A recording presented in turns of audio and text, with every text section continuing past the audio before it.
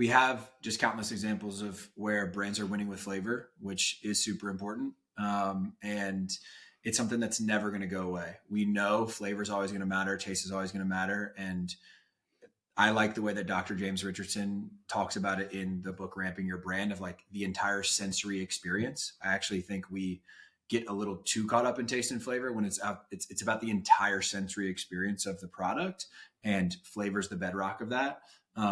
But it's funny. I feel like the poster child for me for this one has become Alex Ice Cream. I'm an investor. I'm a huge fan. I love ice cream.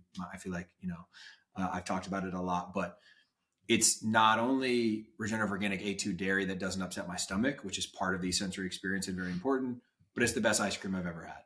And like, that is why consumers are resonating with that product. And it is an amazing gateway into getting them to care about regenerative. I think you're spot on there. Big fan of Alex as well, especially their lemon, whatever their lemon one they dropped recently, man, is unreal. I haven't had that one yet. Oh my God, it's so good. But there's two other brands I want to spotlight. In particular, I think Zach's Mighty is one that really comes to mind, because in Zach's pursuit of creating, I might misquote this, but the best performing chip in guacamole, something to that effect. Yeah. It led him to regenerative agriculture. He wasn't trying to be a regen brand initially, but in his relentless pursuit for premium performance and flavor, he ended up going towards regenerative agriculture. And I think that's a really great story. And it's such a huge, powerful aisle to have somebody like him leading the charge. I think it's fantastic.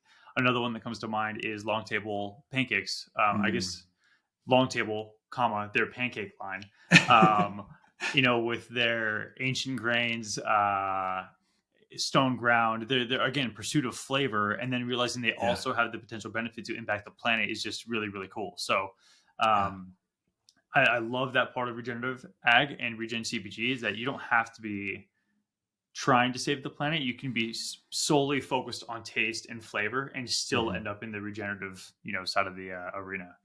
A piece that we had uncovered and seen as a very clear theme over a lot of the time that I think is not talked about enough is so many of these brands have unique or proprietary processing methodologies, or they self-manufacture, which allows them to not lose the flavor enhancement that happens on the farm and really carry it all the way through the end product.